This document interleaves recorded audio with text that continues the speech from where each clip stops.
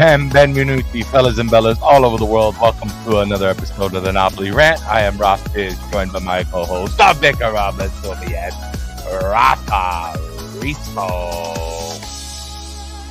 What's up, Raf Bizzarro? Come stai oggi? Tutto posto. Thank you very much. Hello to you, sir, and hello to everybody in the chat, as well as our audio listeners. Let's get this rant on the road. Napoli defeat Cremonese 4-1 this weekend, bringing our tally up to what, like 8 matches undefeated now, Rafa? Is that right? Am I correct there? That's nine Serie A unbeaten, and then 3 wins in the Champions League. So right now we're at 10 wins on the season, 2 draws. Wonderful, wonderful, and a lot of goals to a little. A lot of goals to a little. Awesome. We're going to talk a lot about that. We'll match review the game. We have our beast of the match today. We also have our beast of the quarter. After 9 games in, we are 25% through the season. We're going to talk about that player. Very special awards. First time we did it here on the Napoli Rants first season. We're going to talk about some pessimists, some optimists, and everybody in between. We got Victorless Victories today, scoring all these goals, winning all these games without our star striker, Victor Osimhen. It's crazy. But let's get to the game, guys. Napoli defeat Cremonese again, 4-1 here.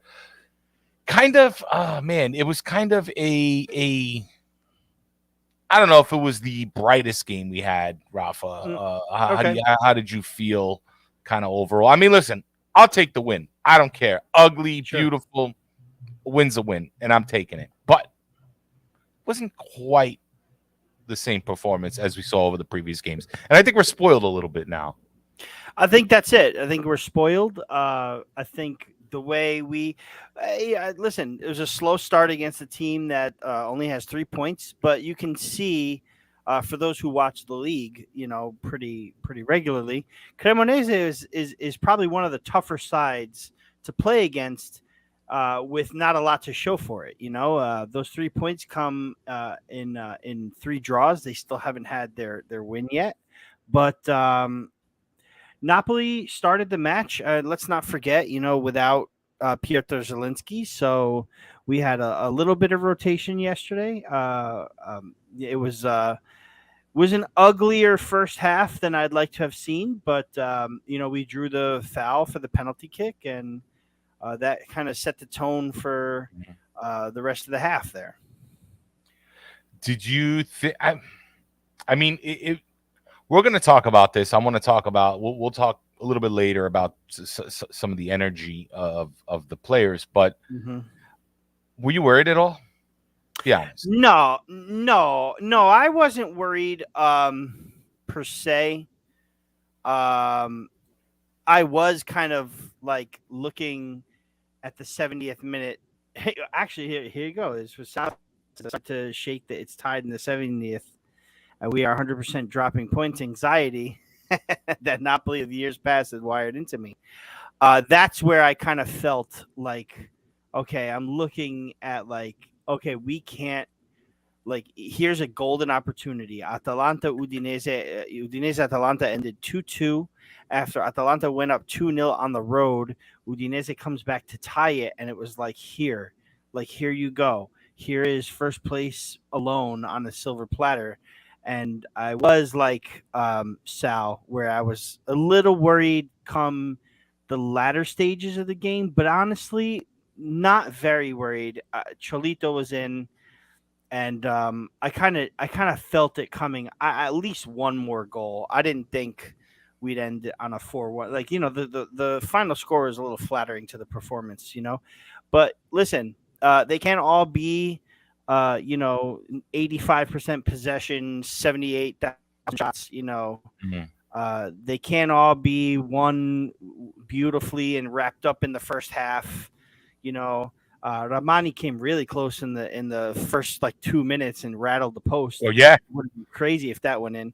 But again, it was job done. Listen, sometimes you got to go to these unexpected places where it's difficult. Napoli historically, by the way, in league play has never beaten Cremonese in Cremona at the stadium that they're in. Serie A. No, I think it's ever. I'll have to go back and check. I'll have to go back and check. It might be for like ever in league play. I know I was working on an article to write, and I just didn't have enough time to finish it. And I did a little bit of research. It might have been overall league play. I could be wrong, but definitely Serie A.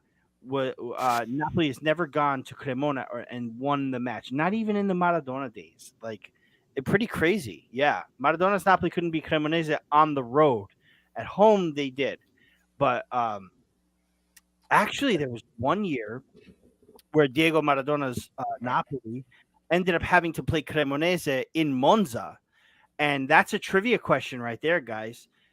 Monza's stadium, the Brigator, I forgot what it's called too. I got to get up on these new stadiums in Serie A.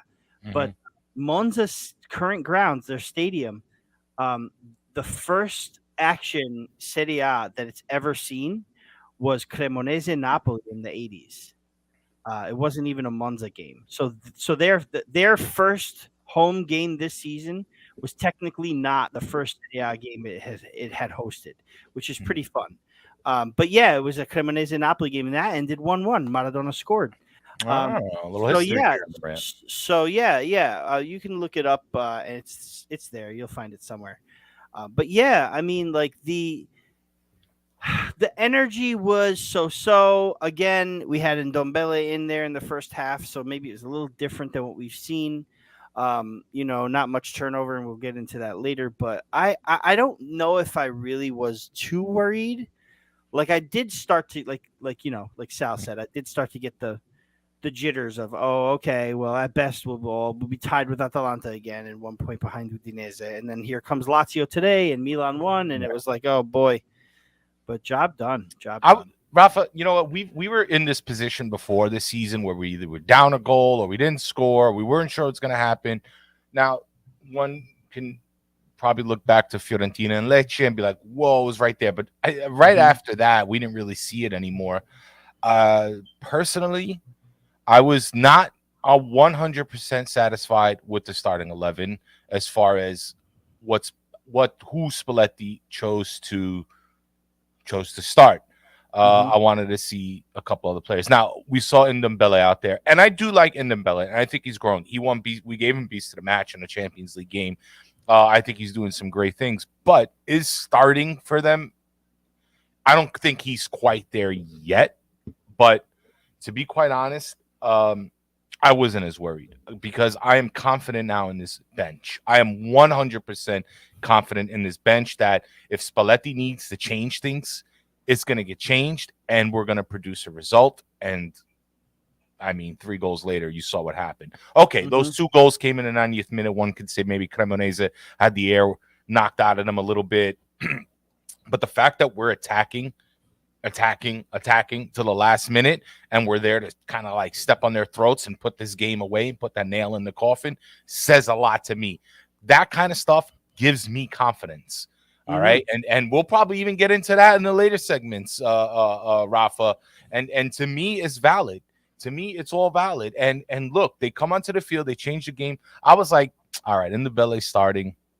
All right, at some point during the game, Spalletti's gonna put in Zielinski and he's gonna put in Simeone, and we're gonna end the game right there. And we did.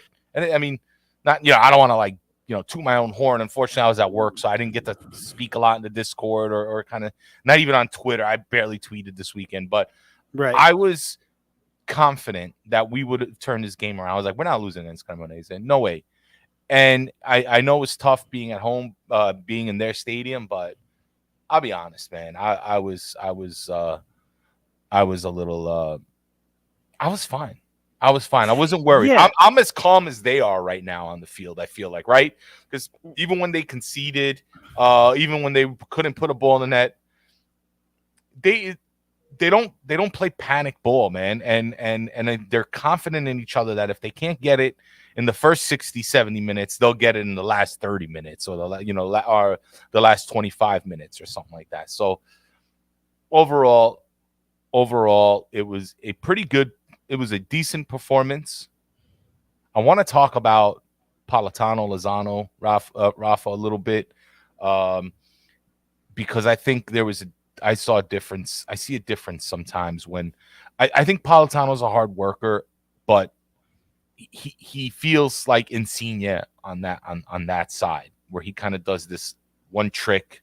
I know he's banging in a couple penalties and he's helping us. I know he's putting in a lot of minutes and he's working hard, but Lozano catches so much shit. And I think Joe Bianco said it best in the Discord, and I agree with this statement. He was like, they're not two all-star right wings. They're not two all-star players.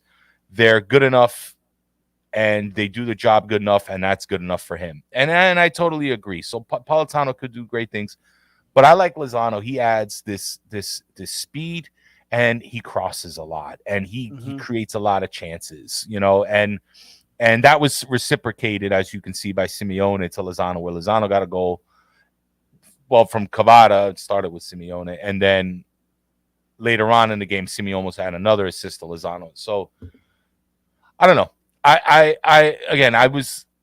don't think Politano shouldn't have started. I don't mean that, because I know Lozano started the game prior, but kill that. I think let's kill the combo. They're both two pretty decent players, and they both provide two different styles of play for that side, and so be it. And I don't think the money matters. Whatever we paid, we paid. That's ADL's business. It's for That's ADL his to worry business. about. I We don't want to see results. I don't have a problem with either of the two starting, because off the bench, both of them are assets as well. We saw Lozano get the start against Ajax. Now, a lot of people might attribute that to, well, two things. Maybe, obviously Politano's playing a lot, so maybe they needed a little bit of a rest. He picked up a small knock, I think, against Torino. I think he just kind of came off a little limpy, right? And then so Lozano getting the full 90 against Ajax, who he's accustomed to. He played with PSV Eindhoven a few seasons and actually won a title with them, over Ajax. So he's very accustomed to the Eredivisie. He's very accustomed to the style of play Ajax has, which usually never changes, whether they, whatever personnel is at the helm or whatever players are on the field. Their style of play doesn't normally change a lot. So Lozano being on that right wing was sort of an asset Napoli had to their arsenal. The fact that Politano got the start this time, I'm not opposed to that either. I think he's playing really well. He's playing good enough to warrant these starts. And I don't think he had. Footmob gave him man of the match. But I don't know if he had a man of the match performance. He got the goal for the he got two now, I think, from Footmob. Even Cavada got an 8.0. Cavada did all right, but I don't think he did 8.0 all right. The algorithm. I would argue that Cavada did have a man of the match performance. Drew the penalty fine, but what else? He drew the penalty, and he's drawing penalties. But also, I think he's got like 5 or something this season, or something. Dude, like that. But then the assist to Lozano for the third goal. Fair. The most unselfish play I've seen. Him and Osimhen, actually. Osimhen's. It looked a lot like Osimhen Lozano. Because of 2 years ago, where Lozano and Osimhen really hooked up really well. There was a lot of passing, unselfish play, and honestly, I'm okay with the starting lineup. I was okay with it. Actually, I was really happy with it. Contrary to how you felt about it, Ralph, I was real happy with the starting lineup. Now, Ndombele got the start. Maybe we could have seen Elmas get a start instead. But Ndombele got the start because I'm not mad at Ndombele. No, but I'm not mad at Ndombele starting. I'm not either. But I maybe would have liked to see Elmas get a few minutes too. For Cavada, maybe, or maybe for Ndombele to put him in Zielinski's in that role. Zielinski spot. And okay. Yeah, to see how that goes. But at the end of the day, that starting 11, Zielinski picked up an injury against Ajax. Was it against Ajax? Yeah, it was against Ajax. And that's why he wasn't going to start. But I think that the fact, listen, he could have started Sirigu. He could have started Ostigard. He could have started even Juan Jesus if he wanted to.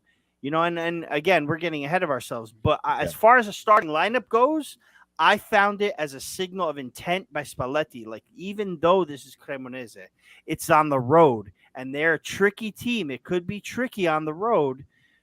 He knew that with basically a point against Ajax could essentially wrap up the group. It could essentially wrap up the group. A point against Ajax. A win would definitely knock the group out. Like, we're advancing with a win Yeah. 100%, right? So I think he had the intent of, yo, we're gonna go for this league as well. Like, why Which not? is fine, but this As was far, the same 11 that basically started the game prior. They're probably going to be the same 11 that's going to start on Wednesday. Ralph, I'm I okay mean, with it. I'm okay if they're okay to I'm play. not. Look I'm at okay with it. Rahmani. Rahmani got, I mean, okay, maybe it's Monday, whatever, quarterback and whatever the hell they say. But I was from Monday the night beginning, in this case, Monday right? night, whatever, quarterbacking, right? yeah. Monday night quarterbacking or hindsight 2020, whatever cliche bullshit. But fuck that. I said in the Discord that, Rahmani could use a break today. Put an Ostergaard. Put an Ostergaard. Sure. Why not? Sure. Why not? The guy Sure. won Beast of the Match in his first appearance. Put him in.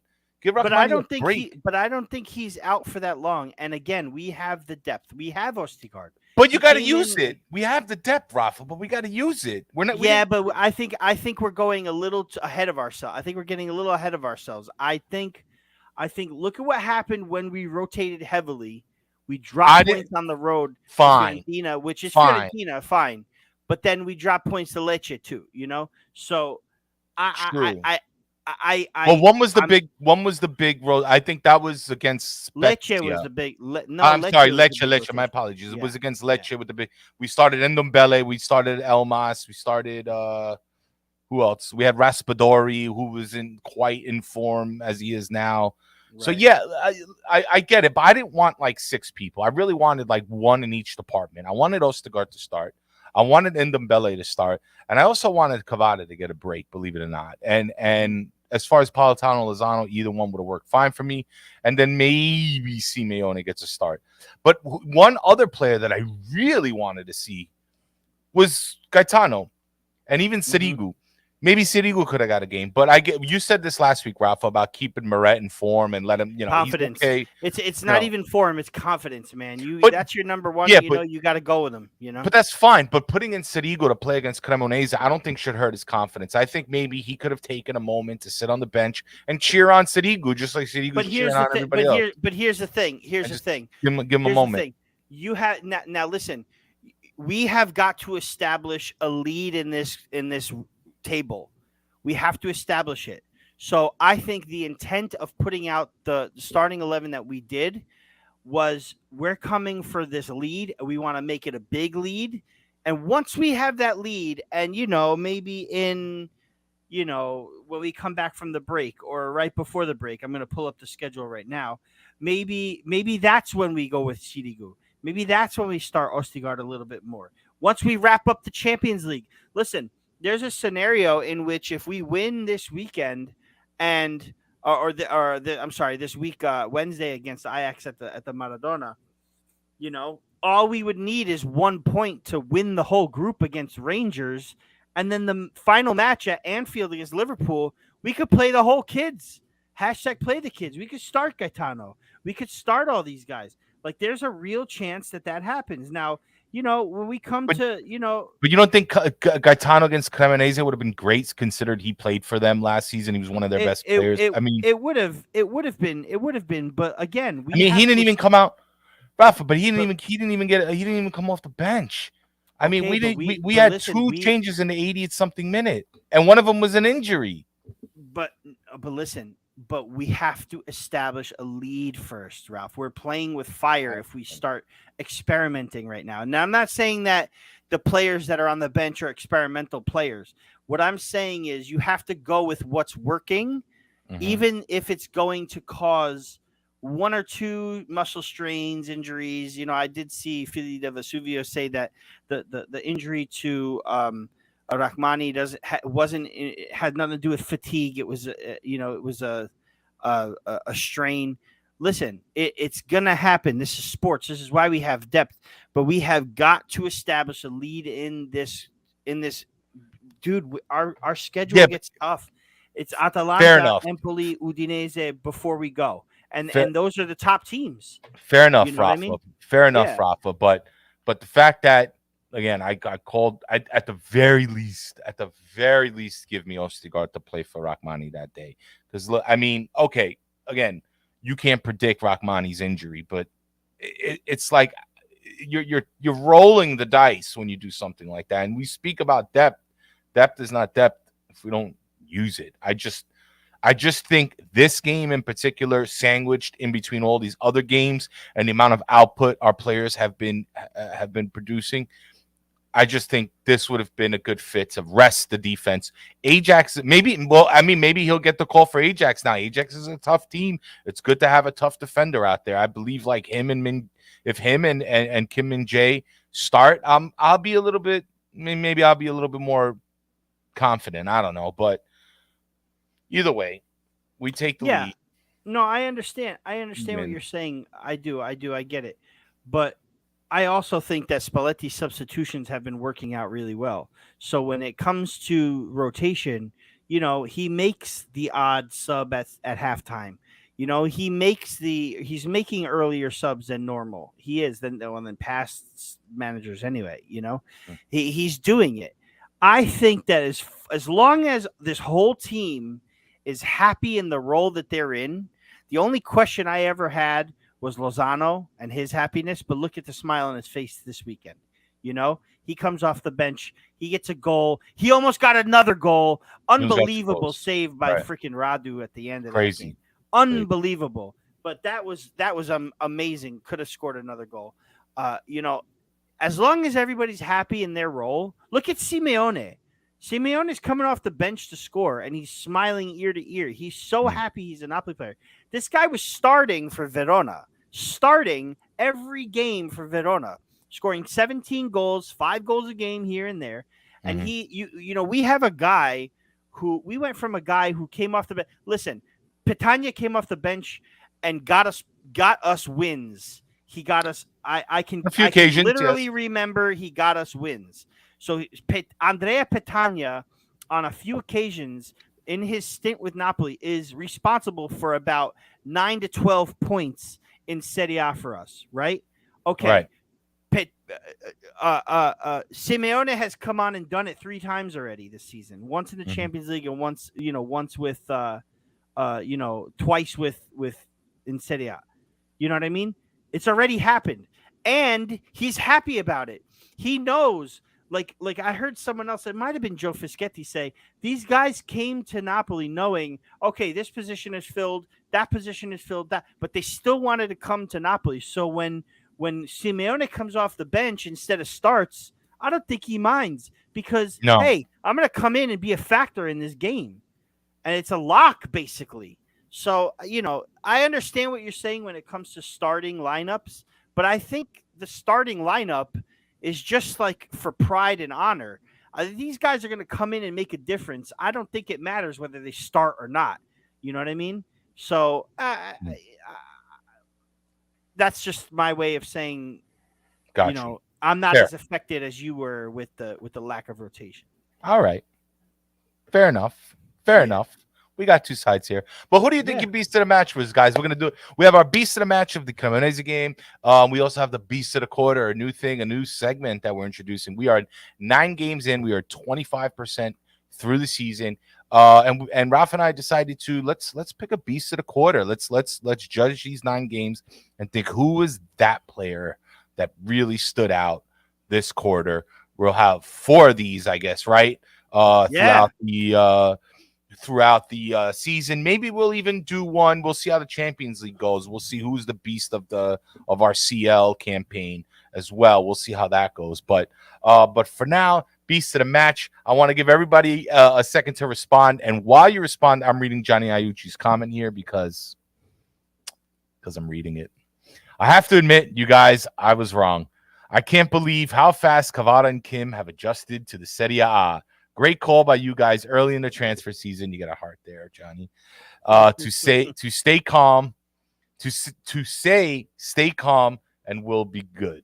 Well, thank you, Johnny. We accept this compliment to us. Yeah, but yeah, we're like like the optimists of the Napoli English world here. So Well, and really quick, Ralph. I guess before we announce the beast, let's touch on that um, tweet that I had mentioned to you in private. And the fact that mhm, the fact that there are some pessimists and optimists. I know you wanted to hit that mhm. in as a subject, but since Johnny came in and made that comment over there, I wanna reference a tweet that I put out saying that Well, when I tweeted out. Rob, that was a segment. So hold on Oh, we to want it. to go through the whole segment. Okay, we'll go through the whole. Yeah, I I want just to. Let's figured do the piece of the match, and since we'll talk about. Johnny, yeah, since we displayed Maybe I Johnny's should have comment. held that one. Maybe I should have That's held okay, Johnny's. Johnny. Hold But on, we'll get to hold that. on We'll to get that. to that We'll in a get to second. All right. that. But guys, let's do the beast of the match, and then we'll do the beast of the quarter, Rafa, and then we'll get into the. We'll address Okay. the. We'll Perfect. address the pessimist, man. Here we go, guys. Here we go.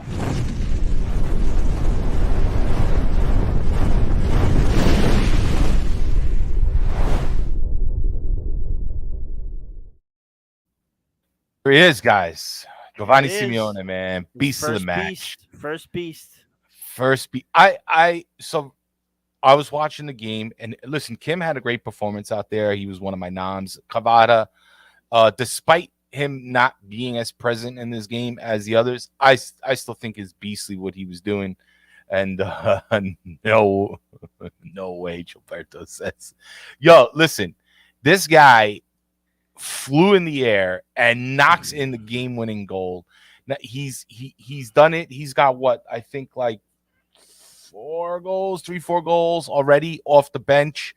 He is helping to close games. He had the pass to assist. He set up that play, that beautiful little like chip over the Cavada that went to Lozano for a goal. He almost set up Lozano for another goal. His attitude on the pitch is just infectious. He runs through the Milan locker room excited. He kisses his tattoos during Champions League, scoring his first goal. This dude is so excited to be on this field. It's contagious. You can't even Ken on Twitter was talking about him, saying you know how he gives him the chills, and I totally agree. Mm-hmm.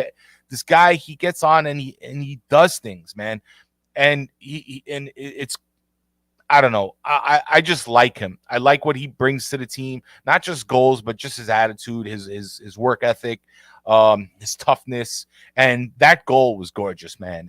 And you know, it's a testament to what's been happening for Napoli late in the game when we need to get a result, and he is a big part of it. You know, you can call it the second team if you want, whatever, 1A, 1B, but he is a part of that, and he's been helping us seal the deal towards the end of the game. Rafa, what'd you think?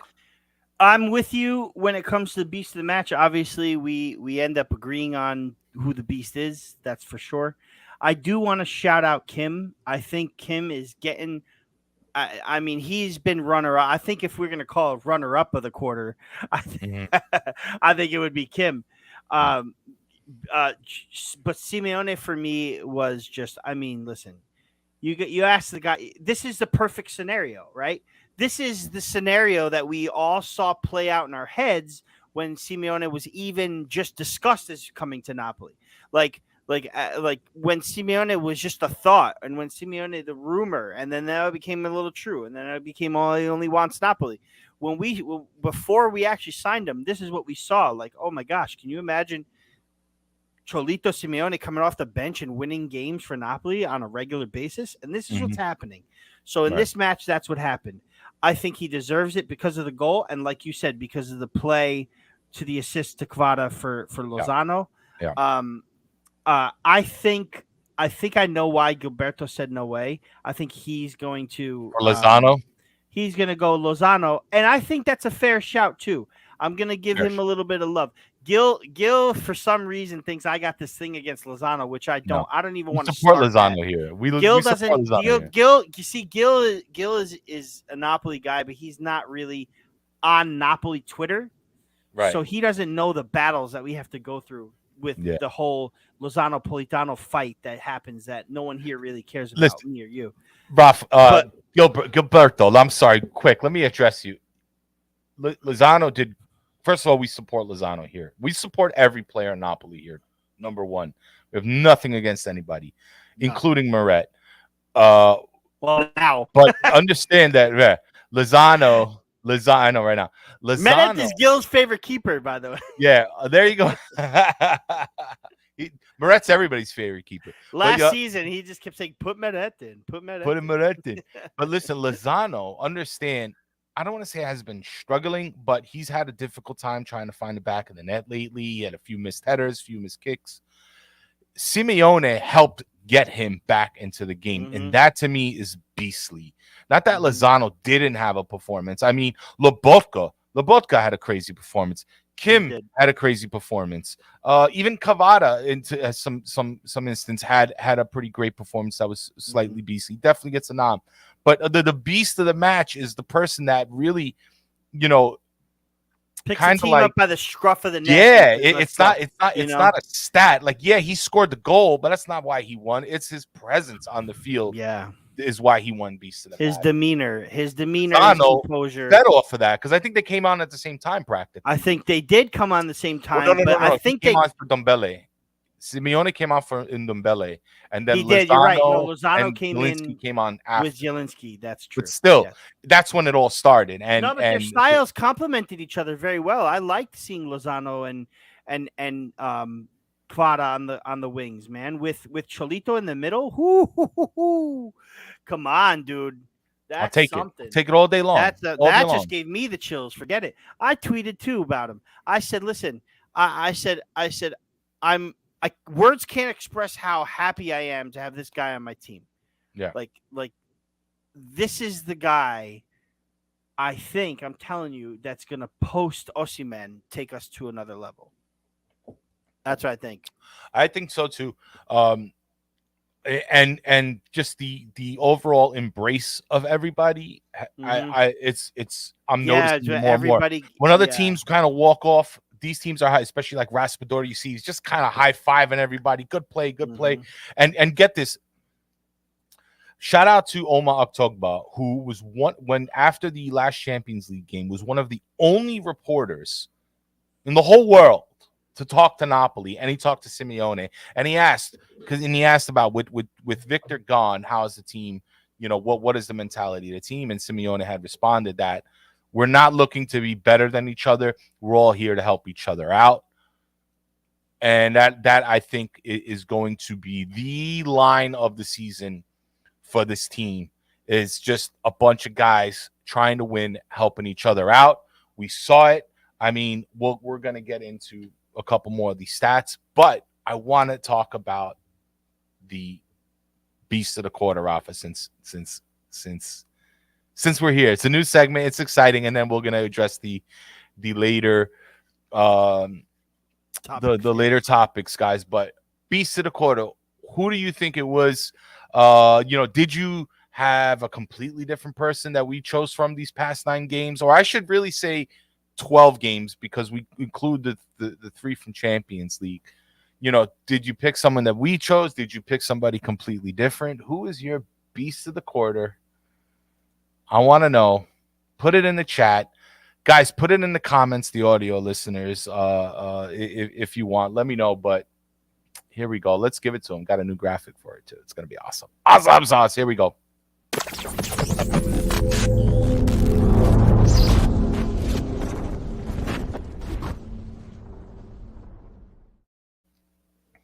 Here he is, guys. Frank Anguissa, beast of the quarter. No doubt about it. Without a doubt in my mind. Oh, no doubt about it. No doubt about it. He's been, I don't even know if I could say he's been our best player. There's so many people that we can talk about being our best player. This guy has been an absolute freaking monster. Never mind beast. He's been a monster. Yeah. Zambo Anguissa, he earned 2 Serie A beasts from us and a Champions League beast. So that's 3. Yeah.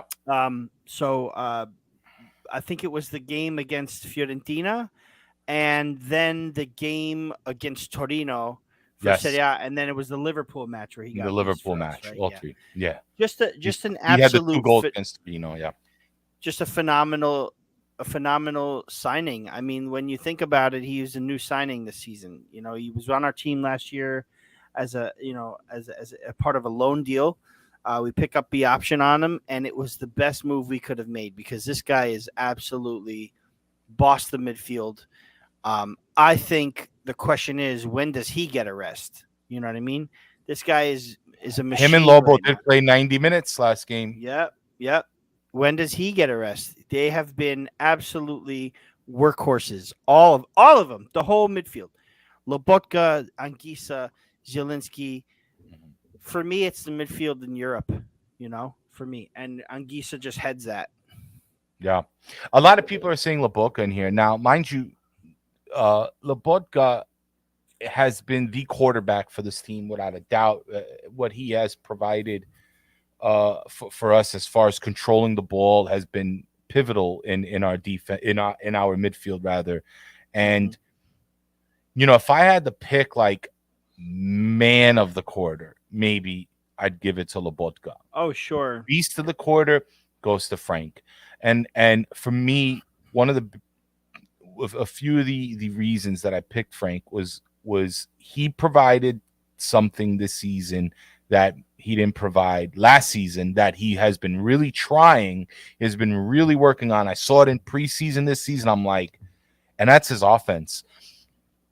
Forget the fact that he's a dispossessing machine in the midfield. He's tough as nails.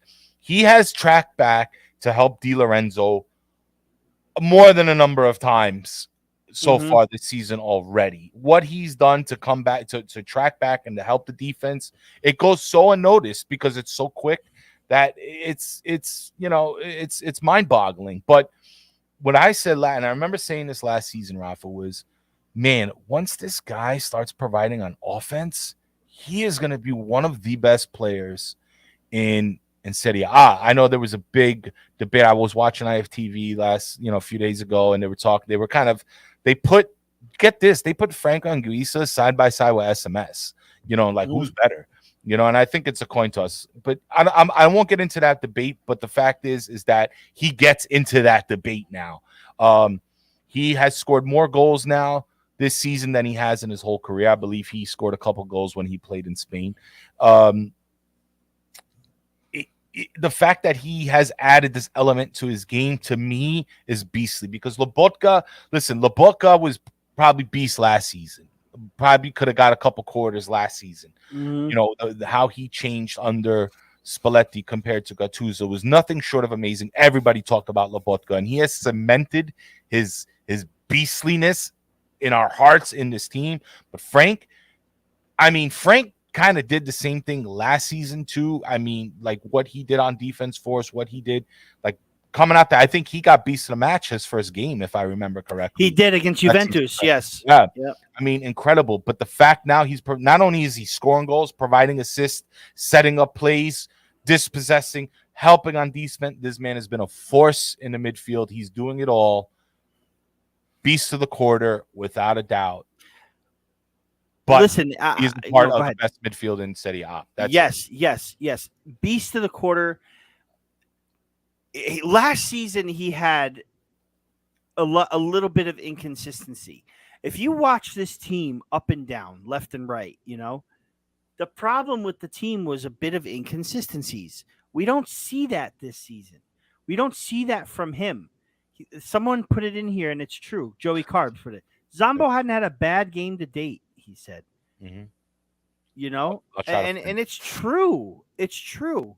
He hasn't had a bad game yet. This guy, he is, like you said, added the offense to his game too. I think he's getting more confident in himself to take these shots, to take these opportunities. You know, like he had a couple opportunities last season. It was okay, you know, but this guy now has a lot of confidence to go up to goal and try to score. You know, and you just got to get him a few opportunities, and he'll get it in. And we all kind of felt that, right? Yeah. We kind of felt once Anguissa starts scoring, it's over, right? You know, but you know, again, he just has the whole midfield has reacted so well to Fabian's departure, to Zielinski's rumored sales. There was a lot going on in the midfield. Are we going to keep Gaetano? Or are we going to sell Gaetano? Or are we going to keep this guy? Are we going to keep that guy? You know, um, I mean, listen, and here's here's the thing: is that we have backups. We have Elmas that can come in, and Dombele that can come in. We still have Diego Demme. Let's not forget Diego Demme is still chilling with us somewhere. He's still recovering from injury from the preseason. We have the depth here, and I think Anguissa is just a lot more confident in that, knowing that listen, like I'm gonna have a beast game. If one of these guys isn't, someone else is gonna come in, and we're gonna take care of this situation. He's wins balls, he wins duels, he wins aerials, he is not afraid to go one-on-one. He wins balls back. He wins ball, like I said, aerials. He tracks back, like you said. He helps out on defense, and now is moving forward. There's no other option for me. Frank Anguissa, beast of the quarter. I mean, you could think about Min-jae. You could think about Kvara. They both got, their first player of the month awards in the first 2 months. Mm-hmm. It's pretty unprecedented that 2 new players to the league won 2 straight, player of the month awards. And that's all fine and well. But when it comes down to who is getting dirty down in, fouled, not giving up a lot of fouls, he's got 1 yellow card all season. Like, that's a defensive. He's a defensive midfielder. He's supposed to be a guy who's physical, gritty, in your face, win a ball back. You stole a ball from me, I'm stealing it right back from you. He's supposed to be, a brute force in the midfield, and he's only got 1 yellow card. That's beastly for me, man. Yeah, unbelievable. No, it is. 8.5 games, by the way, he has played in total in our Serie A. Mm-hmm. Plus, I think almost all of the Champions games. So, Carmelo had a great question. Well, Michael Ronaldo, quick. No mention. Kvara has been getting so much attention. I think part of it is it's easy for goal scorers to get attention, but he has been he won a beast of the match. He has been beastly for this team without a doubt, Kvara. But I feel like he's getting so much shine, and Zamo's getting next to nothing that it's unfair almost, because here's the thing: so much work in the midfield, man. He's doing so much work, and Lobo too. I mean, it's like, who do you choose? But I considering Kvara for me, there are some games where he's not as much of a protagonist as he is in others. I'm not saying that I'm not giving him shit about it. You know what I mean? He's definitely, a factor and a significant upgrade when it comes to him and Insigne, for sure, 100%. Mm-hmm. And I did mention him probably after you made that comment. I did mention him, saying that for him to come in and win Player of the Month, first month in Serie A, that's pretty impressive. But I think Anguissa just has been there every game, the whole step of the way. There has not been one. It seems like he hasn't even had a bad touch. It's just, it's so obvious and evident that how good he's playing, that the CBS Champions League guys are picking up on it. They're finally starting to pick up on it, and that's a good sign. He's getting world recognition. Honestly, I'm gonna read a question. Maybe. We'll see what the chat thinks. I want to, get an order. Then I want to move on, Rafa. We'll spend 5 minutes on the next topic, and then we'll get into the main rant. Mm-hmm. Rafa, we're getting close to the hour mark. We got to be out by an hour. Lobo, Carmelo Frazetto, all the way from Austria, Yazi, asks us, Lobo Cop and Frank, both beasts of the quarter. Completely agree. The question is, if one of them is missing, who do you feel is more missed? I feel Lobotka. He is vital for us to succeed. This is a hard question, man, and that's why I'm throwing it out there. Whether we answer it now, later, or whoever, but it's out there. Yeah, especially guys on the replay. We get so many replays. Please answer this question. Yeah, in the replay, answer this question. It's engage in there. Engage in the replay on YouTube. Go on our Twitter. Go on the show, the post of the show, talk about what you heard. We'll post the Beast of the Matches. We have the thread that's pinned on our Twitter account, Beast of the Match.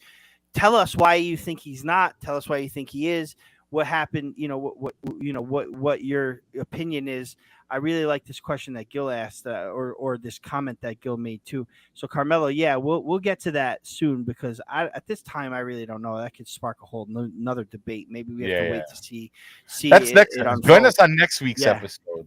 But Gil answer us so we can make a thing. I put this up. I don't think this is a question. I think this is a rhetorical question, Rafa. It is. Who do you choose when the whole team is showing up? Gil, the answer is we choose the whole team. We choose the whole team. We did it once. We did it. Yeah, we did it for Ajax, bro. Ajax, the whole Ralph and I were literally like, who gets this Beast of the Match? It's impossible.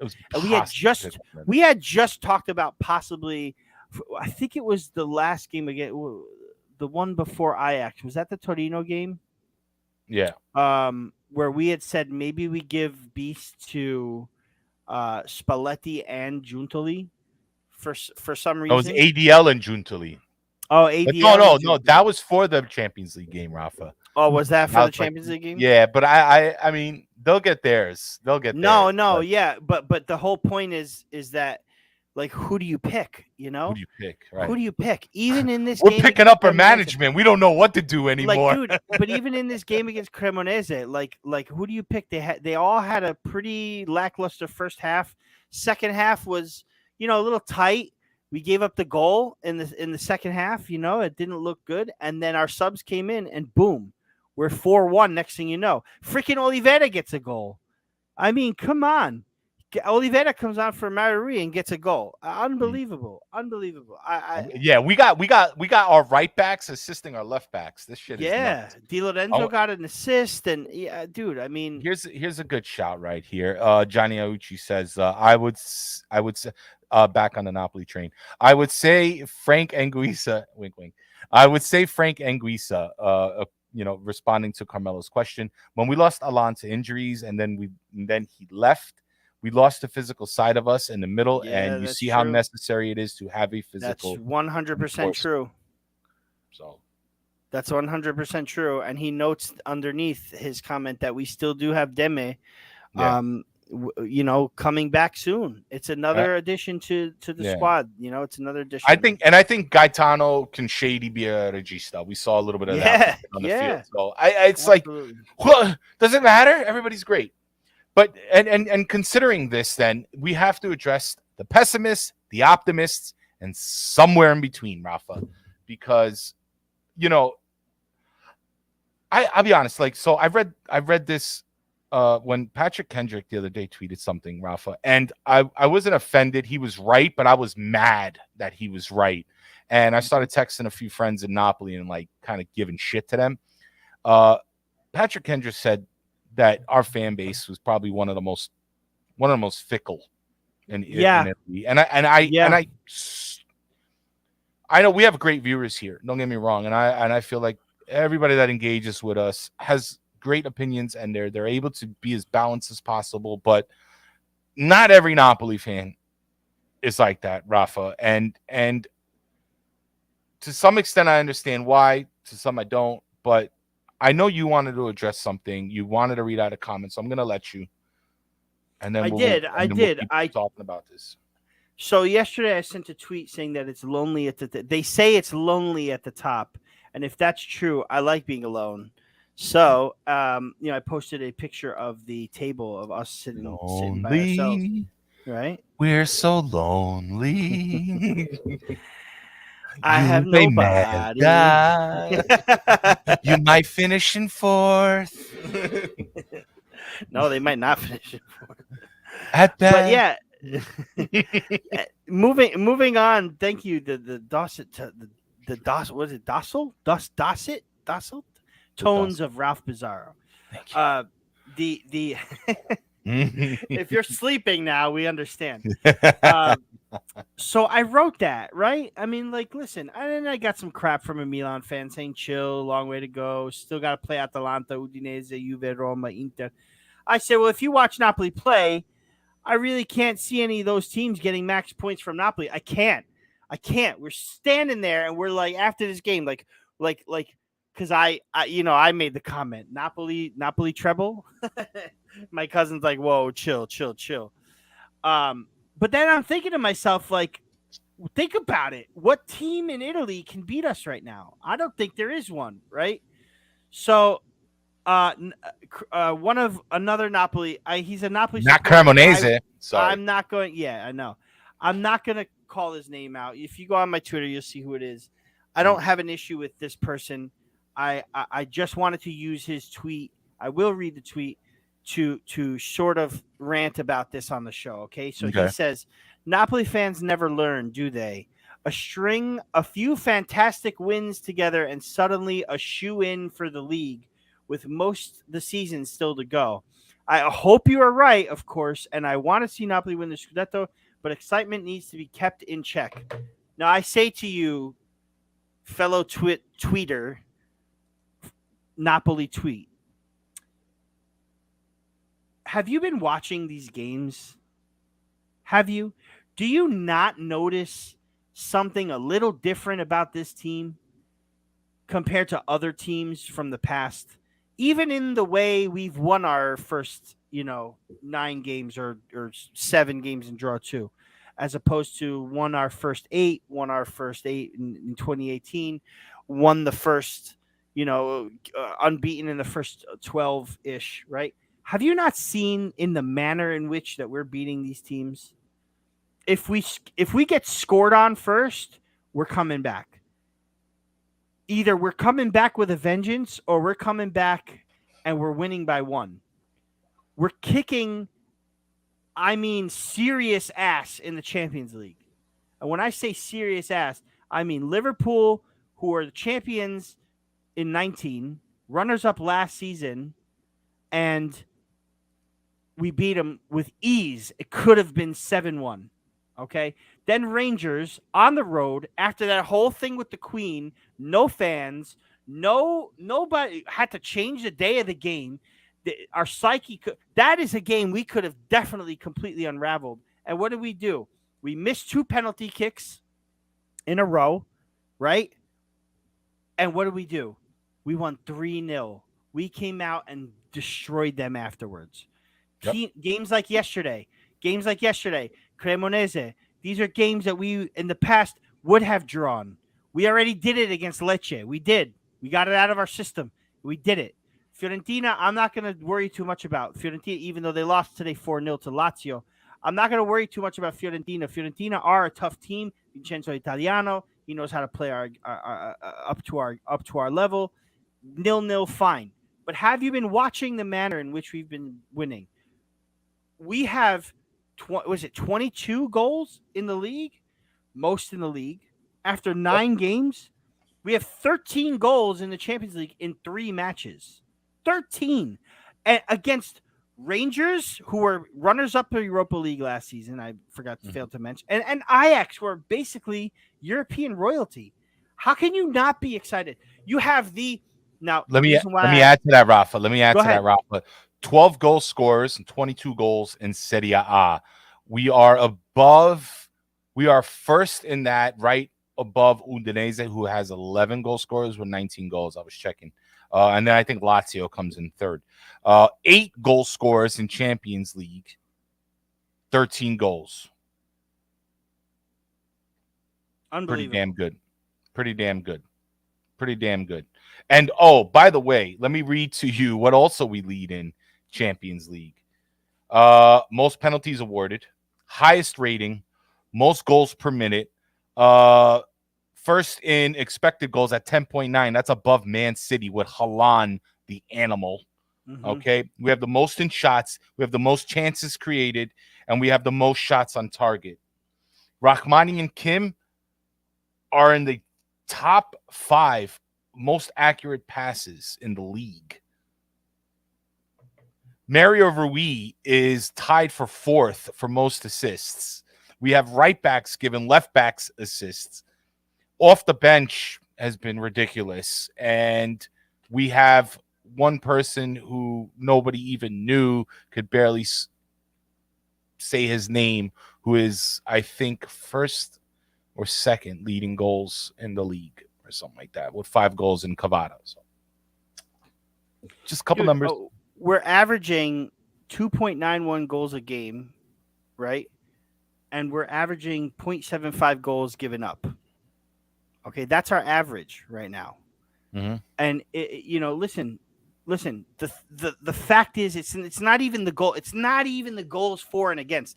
It's not even that. What it is for me is it's the attitude. Again, the reason why I asked Ralph to have this segment today after that tweet is because I'm telling you, please believe me when I tell you, I live near and am family members with the most pessimistic person on planet Earth. Never mind just Napoli. In all aspects of life, my cousin Dan is the most pessimistic. Doesn't get his hopes up because he doesn't want to be disappointed. Doesn't agree with anything I say when I say anything positive. He doesn't. He really does. Promise you guys. Please believe me when I tell you, I live with the most negative individual I've ever met. Okay, and that applies when it comes to Napoli. Mm-hmm. He is even saying, "Holy shit, Ralph! These are games we lose last season. These are games we lose in the previous. These are the games that we lose. Like it's." Gil is saying it's true, not because of what I'm saying about them losing. He's saying it's true because he knows Dan very well, too. He's my partner. Yeah.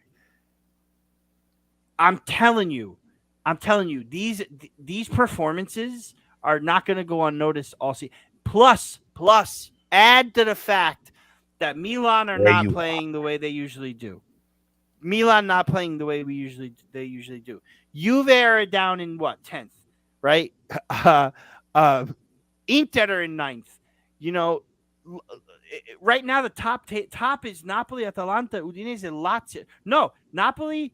It's actually Napoli, Atalanta, Lazio, Milan, Udinese. Like you guys have to understand that the Roma's not doing their thing. Inter are not doing their thing. Dybala just got hurt now too, and now Dybala's hurt. And now is the chance now. And Ralph, this goes back to what I was arguing before with the whole rotation and lack thereof for Cremonese. The fact that Atalanta and Udinese played each other 2 and 3, right? Atalanta tied with us for first. Udinese only 1 point away. The prospect of one of those teams, if not both, dropping points yesterday, Napoli had to start the lineup they started. They had to make that gamble against. It's a sign of intent that Napoli are trying to win a freaking Scudetto, and this is how it's going to happen. Listen, 9 games. We're 1 quarter of a way through Serie A. I know everyone's saying it's early days, but guess what? Blink an eye, and it's going to be the halfway mark. Okay. Yeah. And we have games coming up before the World Cup. We have to play against Roma, Atalanta, and Udinese. These are teams we have to play against before the World Cup. We want to establish that lead in Serie A before this World Cup break. If we can go into the World Cup break with like a good 6 to 7 point lead, I mean, and a lot less players that we have on our team going to the World Cup, it's looking pretty good. So that's where I'm trying.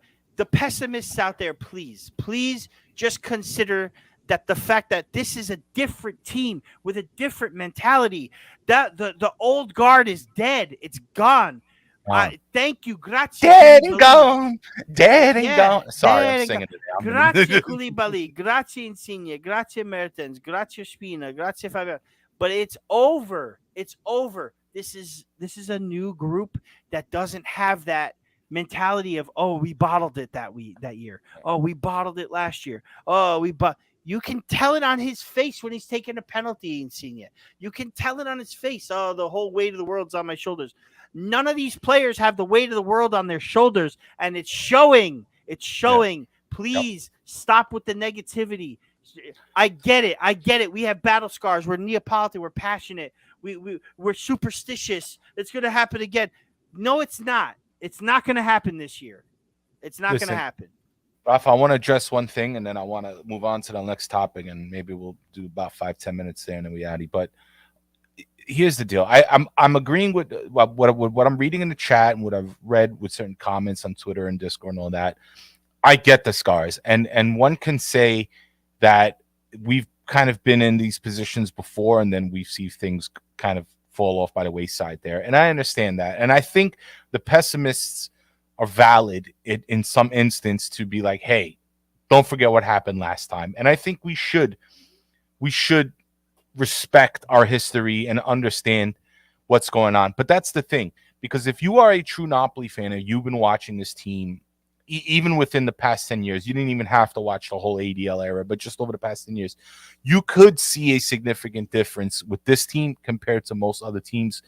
You know, maybe one can say the best team, maybe the last best team possibly was 2018 when we had the 91-point season. Whatever your opinion is, doesn't matter right now. But the point is that when you get these different vibes, and not only that, but you see who we now have. Look, Rafa, you called this couple episodes ago about if Victor, a year or two ago, Victor goes down at this moment, Napoli are dead in the water. That has not happened. All right. ADL trying to pinch pennies, not letting people go or not buying the players he's supposed to play, which did happen in the past at times. All right. He did pick up some players, but a common theme that I usually hear is that he doesn't complete it. He's missing that one thing. Maybe ADL was trying his best with his method earlier, and then maybe he figured out that, hey, maybe I got to do a little bit more. You see him going out getting more sponsorships. You see him taking this new step with the jerseys. And I don't care if there's 13, 14 jerseys. It doesn't matter. If they sell and it brings money into the coffers, that's cool with me.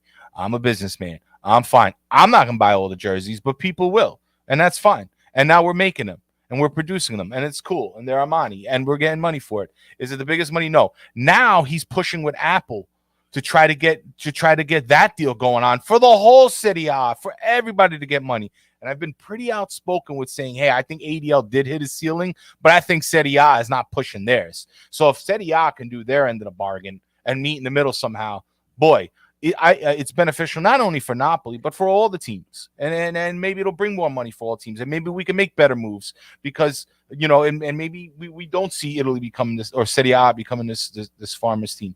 This farmers kind of league now that the EPL was going to buy all our players. They're going to buy Cavada. They're going to buy Kim.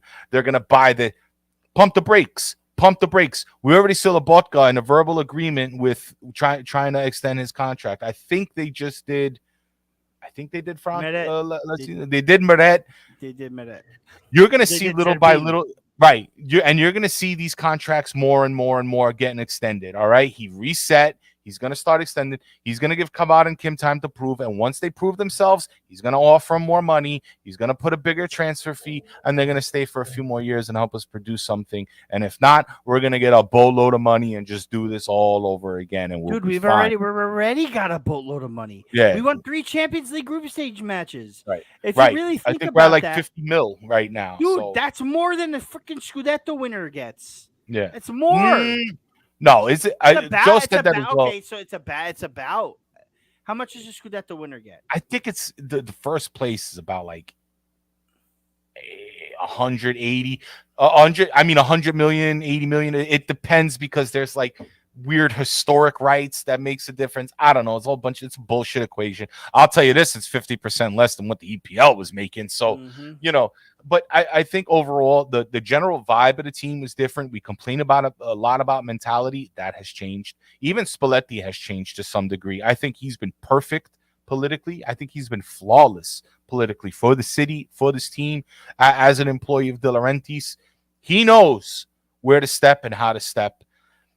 The market has been dubbed as genius despite us being doubters. We're in an underdog position, and you know what? I think we needed it. I think ADL needed a little bit of a smack in the mouth. He needed to say, hey, I'm going to change things. This is the first time ever that ADL was saying we're going to win a Scudetto, and I just kind of believe him, or at least I believe what he says. Will we win it? I don't know. I'm not going to say that. I died on the hill last season saying we're going to win the Scudetto, so my body is dead on the hill, my spirit is flying away. I'm not going to call any Scudetto winners this season. I'm going to give myself like a season break because, from what I said, we should have won last year. We tanked it. Why? Because we couldn't score goals. Cut it whatever way you want. Look at December. Look at April. We couldn't score. Cavada got hurt. We couldn't score. We dropped points, crucial points. 1 game, 2 games was all the difference last year in order to win a Scudetto or not. And one can argue, okay, maybe Juve now is in a Banta era. Inter is having these financial troubles. Milan restarted, and I think they're great. I like Milan. Roma, trying these different projects. Maybe, I don't know, maybe they'll cut the mustard dish. I don't know. Now with Dybala hurt, who the hell knows? But the fact is that you could tell, if you really love this team, you know this team, you could tell visually they're different. But I do understand that the people who don't want to take it there and who want to continue to be a pessimist based off of history, and I kind of understand that. And I said it, that we will never be valid, and neither will ADL and all the work he's done until we win a Scudetto. I think it's the most important trophy for us right now. I mean, one can say Champions League, but I think that's overreaching. But it's good to see that all the things that we didn't like or we were worried about have now been somewhat adjusted, have now been working. And if we can continue with that throughout the season, man, it's gonna be a really, really close call. And I think Napoli should get its praise. But overall, the whole A16, I don't like this mentality coming from the other side. I don't like it. I understand why Napoli's are the way they are. I listen to Henry and Michele, and I get why he says some of the things he says, but I feel like it's infectious in a bad way. And we need to kind of look at the little improvements that we're making year by year by year. We did this whole change up. Let's give it a shot, see where it takes us. I mean, we literally have nothing to lose. But to go online, to go on social media, to argue amongst each other and to put each other down, no, stop it. Stop that bullshit. We, as Napoli fans, we cannot implode, all right? Everybody already hates us. If we start hating each other, it's a wrap. I said it. Support your local content creators. You got Joe, you got Dom, you got the Far From Vesuvius boys, Ken and Kubanija. Support them. We can do it. This will be this is the beginning of a new era, in my opinion. I'm predicting, and if maybe I'll be wrong, I don't know, but I'm gonna predict it. I'm gonna lend some optimism. I want to turn a new leaf. I want to start getting respect. When Patrick Kendrick is telling us we're fickle, and he's right, because I respect the man. He's been on this show, and he's such a good dude, and he came out and defended Napoli. But for him to say that pissed me off. It pissed me off, not because of what he said was wrong, but what he said was right. And it's like, chill. I know you're emotional. Try to keep some of your emotions intact sometimes. Don't spill it out. And if people are out there talking shit, let them talk their shit. All right. Maybe the newspapers don't want to talk about us. Fine. Don't talk about us winning. You know what you could talk about instead? Juve losing, Inter playing like shit. That's all the papers are now in Italy, of how the top teams are playing like shit. Nobody's talking about how Napoli's doing good. And you know what? Let's leave it that way. Let's stay in the shadows a little bit. Let's stay in the shadows of Vesuvius, all right? Let's paint this picture of how we're going to be a great team this season and see what happens. But overall, you can doubt, you can be calm, but I think the clashing between each other needs to stop. And I think the over dramatization of certain things, maybe you can dislike ADL, maybe you can dislike certain things, but you cannot completely shit on your own team. It's got to stop, because we speak about mentality for the team. We need to speak about mentality for the fans, and we need to grow, because if we want a big team, we need to be big team fans as well. And you have to accept some losses. You have to accept some shitty performances, but you also have to be brave, and you have to, support and leave your emotions, go into the bathroom, scream it out in the wall, whatever, but leave some of that at home. Leave some of that at home. You don't have to spew everything, or come in the rant and talk, and let's talk about it, which is your best bet. On every Monday night at 8:30. Thank you. Just to clarify, thanks for that rant. I like that rant too, but just to clarify really quickly, Scudetto winners, Inter made 23.4 million when they won theirs in 2021, right? 2021? Yeah. The 2021 Scudetto winners Inter made 23.4 million, okay? Napoli has already earned 8.4 million euro on their 3 wins in the Champions League. If they win their next game, it'll be 12.6, okay? And if they win that game, thus qualifying for the knockout rounds, they'll have already made 20.9 million euro for Champions League in four matches, essentially.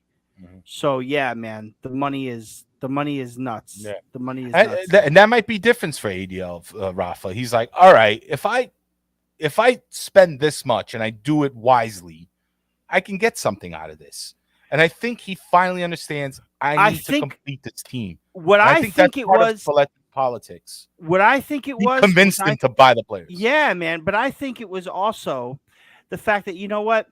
You take those COVID years where we were not in the Champions League, where we kind of dwindled. We took a little bit of a loss, right? ADL had to do what he had to do by dropping the salaries, right? Getting this, relying on the scouts that are available, the resources that are available for him to bring in the players that he feels he needs. Once we got back into the Champions League, don't forget, we made 40 mil for reaching the Champions League alone, right? So now that we're doing so well, all this money that's going to be accumulating throughout the season, you know, the Scudetto would just be the ciliegia sul torta, you know? The Scudetto is, okay, it's not that much money, but it's the pinnacle of the meaning. Calcio. It's the symbolism of the meaning. It has nothing to do with the money. It's the meaning. And that's, I think, where the fans got a little bit mixed up, was like, you know what? It's not about the money. I get it that you want to get to the Champions League because there's a potential to make money, blah, blah, blah. It's finally happening. So where, guys, this is the best. I mean, I'm not the only one that said this. This is statistically the best Italian performance in the Champions League, I think, ever so far in the first three matches of the group stage. I don't think any other Italian have had 13 goals for, 2 against, and dominated the way we have, you know, against the opposition when it comes to the opposition that we have. So for the fans that are still just so pessimistic, it's like I get that we've seen hard times, but the hard times are ending, man. It's over. It's over. Let's go. Right.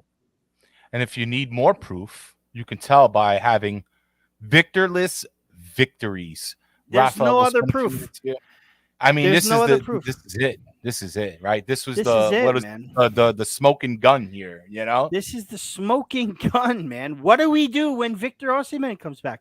Because I believe it was today, he returned to full training today. That means he's going to see some minutes pretty soon. He will. He's probably not going to get a start right away. Raspadori will probably start against Ajax. Maybe he'll come in and the dying embers. It depends on the score. But he's got to get some good, you know, full training sessions in. He might not see the pitch for another week, but, you know, it's going to happen. And what's going to happen to all these players that are stepping up? Is he going to be integrated the same way? Is he going to be put in and are we going to sail the ball over everyone's head to try to get it to Victor? Or is he going to be integrated into how we've been playing now, right? How many less minutes is Simeone going to get? How many less is Victor going to come back to start? He might be our bench guy too, you know? So all these different questions of, you know, oh, calm down. It's only the beginning. Guys, we're not even doing this with Osimhen. We're not doing this with Osimhen. And, you know, I remember, I think it was Pete Scala who said with Keylor Navas, we're a Scudetto contender. Well, guess what? With Alex Meret, we're a Scudetto contender. Like, come on. Like, there's nothing. How can you not be positive about this? This Victorless victories, this is a problem that we have. Yeah. Victor Osimhen's coming back. Who's going to go where? But it's a problem that I'll take 99 times out of 100 besides over the problem that we used to have. Victor Osimhen's injured. Yeah. We're fucked. We're fucked, right? That's what I was gonna say. I mean, this problem quite possibly wins us a Scudetto. Quite possibly. I mean, one can make that argument. We'll see at the end of the season. But I think if Victor were to see this now, or to see the ad, maybe Oma would show him or something. But maybe he would be offended by it. But I don't want him to get offended by it. No, because this is a praise position. to him. This is a praise. This is saying like, hey, we got the team. Maybe Victor's having like you said, he had his little injury, but we can back him up now. We're taking some of that pressure off of him. But in my opinion, I think he comes back and starts banging in goals. Dude, now, he's going to start banging in goals. Has done that. He's done that. After every injury comes back, starts banging in goals. Because when he wants to play so bad that when you keep him away, it's like it's just you're filling up this barrel with gunpowder and it's ready to explode. Bro, that 40 minutes against Liverpool was just, I mean, he was on a bad hamstring or whatever it was that he pulled. And look what he did. Right. He still has that entire Liverpool team. I had a stat. I forgot. He is still one of the top. I think he has one of the top assists and one of the top goals still in the league. And he's been out for like 4 weeks. So, I mean, and plus what he does, his action off the ball that nobody really gives praise to, how much of that opened up opportunities for the rest of the people on the team? You can't see it. It's not a stat. It's sometimes it's not even on camera. It's tough to watch, but he does that. But what I do hope is that he can kind of see how the team is playing and the team understands how they can get him back into the game. I think him stepping back a little bit and Napoli kind of having to find this, I don't want to say new, but different maybe approach to the game and the team. Because Victor has been so used to this one way that I don't know if he was accustomed quite yet to what the team was doing. But now, I mean, he was helping, but now maybe watching it, maybe talking over it with the guys, maybe he understands a little bit better and maybe he can tweak his performance a little bit so he can fit in. Because let me tell you, man, he can just be tapping balls in left and right if people give him the right service. I mean, you remember what he said, feed Victor, man. If you feed Victor, the guy's going to bang in goals. And I think he's going to open up more space. I'm excited to have him back. I super happy about what Raspadori has been doing. He's giving me those Merten vibes. And when I say Merten vibes, I don't mean emotionally. I mean the gameplay. I put that up on Twitter. Everyone's like, no, I still miss him. Listen, I still miss Mertens too. But Raspadori has been, he's like my what was that? My player support, my emotional support player has been Raspadori with when Mertens not coming back. So it's just good to have Simeone off the bench taking away I mean, yes, Patania has scored some goals for us, some game winners, and nothing to take away. But I think in the pinch, Simeone is a better option. So complete upgrade there. And then you have Victor, who now is going to be hungry. I think the injury might have did him some good, or did the team some good. I think so too. Let everybody else get acclimated, these new guys to come in and get acclimated, because without Osimhen there, we had to rely on them. They showed we can rely on them, and now we just have Victor to come in and do more work. I mean, this is great. Another great problem. So I'm confident that he's going to come back strong, especially not being in the World Cup. He's going to have his opportunities. His team is going to have their opportunities, and I think we're going to be a force in the attack with, being backed by one of the best midfields and now quite possibly one of the best defenses. And it's just been, the ride so far is incredible. No matter what happens, I'll never forget the beginning of the season. Never forget it, especially after these past 2 years, man. This was such a good thing. But Victor, we want you to come back and we want you to kill it. Wait, That's man. what this is about. I'm asking Oma for updates almost every day. Hey, man, how's Victor? What's Victor doing? He's telling me. I can't really tell you guys. He told me to keep it between me and him. So I won't spill the beans, but he's ready. He's itching to come back, man. He really is. We know he is. Come back. He texted all the time. He's like, just wait. And I can't really put. The Peter says here, Victor needs to earn his way back on the team. I know where you're coming from, Peter. He said, follows up with, we were playing too well just to throw him back out there. I disagree, man. I think that he was playing fine before he got hurt. It's not that he was playing bad and lost his spot. He got injured. You know what I mean? I think he comes back, and I think he gets integrated well into this team that now knows how to get the ball to Victor Osimhen, because they know how to get the ball to Simeone. You know, Mario Rui his assist foot is really like moving, man. He's oh my God, he's moving. Incredible. He's he's the ability to cross in now he has, plus Lozano's crossing abilities too, and everybody else, the way they're playing. You know, Kvaratskhelia is a very unselfish play. Victor also is a very unselfish person too. I just think that once he comes back, I think we take this lead and we make it a huge lead, and we're off to the races, off to the moon, man. Honestly. Let's get a Partenopei started in the chat, guys. I'm gonna get a little closing music done. Finally, my song came back. Yeah, man, the music is back. That's what I'm talking. Yeah, StreamYard has been upgrading, man. Thank you, StreamYard.